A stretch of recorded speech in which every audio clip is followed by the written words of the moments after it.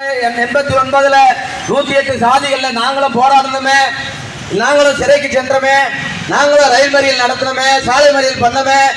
இன்று சமூக நீதிக்காக 21 உயிர்கள் மிகவும் பிற்படுத்தப்பட்டவர்களை வன்னியர் சங்கத்தில் போராட்டமா ஆரம்பிக்கும் போது யாதவர் சங்கமும் கூடி போராட்ட காலத்தில் இருந்தோம். 1987ல நாங்க பட்ட அதுல மணி யாதவன் என்கின்ற 21 பேர்ல மணி யாதவன் என்கின்ற ஒரு யாதவனை உயிர் தியாகம் செய்து இன்னைக்கு தியாகி பட்டம் கொடுத்திருக்கிறீங்களே, இந்த சமுதாயத்துக்கு ஏன் இடஒதுக்கீடு கொடுக்கல?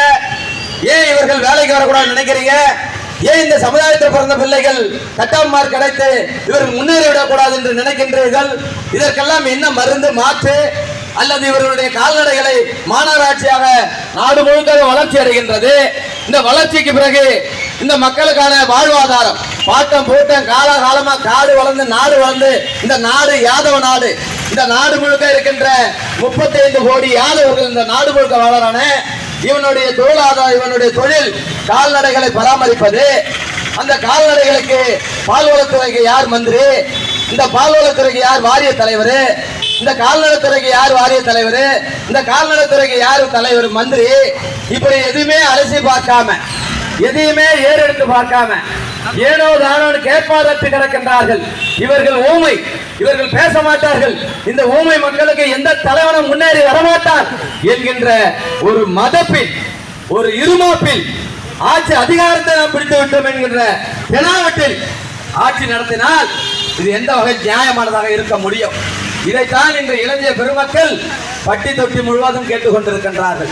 ஏன் இவர்கள் என்ன பாவம் செய்தார்கள்? இவர்கள் இந்த மண்ணின் மைந்தர்கள் இல்லையா? இவர்களுக்கான அதிகாரம் தேவையில்லையா? இவர்களை ஏறெடுத்து பார்க்கக்கூடிய ஒரு சிந்தனைக்கு ஆட்சியாளர்கள் வருவதில்லை. ஏன்? என்ன காரணம்? என்ன பாவம் செய்தார்கள்?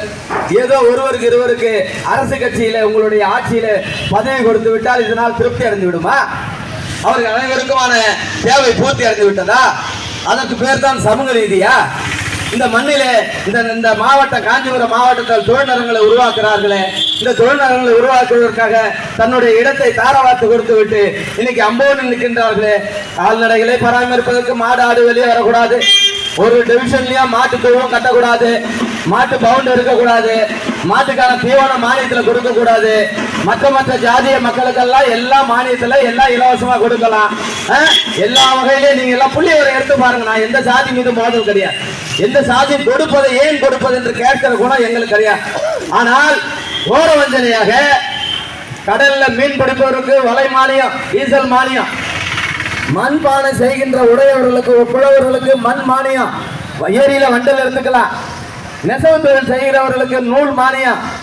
ஏன் யாதவன் கால்நடையை பராமரிக்கிறானே, அந்த மாடு மேய்ச்சக்கால் புறம்போக்குள்ள கூட பட்டா போட்டு கொடுத்துறீங்களா? அவன் எங்க போவான்? அவனுடைய நிலை என்ன? அவன் இருப்பிடத்தை ஒவ்வொரு நகரமா காலி பண்ணி ஓரமா தள்ளி போய் இன்னமும் காடு வனவாசமா வாழ சொல்றீங்க. அந்த காட்டுல கூட ஃபாரஸ்ட் வனப்பகுதி என்று மடக்கி வைத்துக் கொண்டு அவருடைய சுதந்திரத்தை பறிக்கிறீர்களே, இது எந்த வகையில் நியாயமானது? எப்ப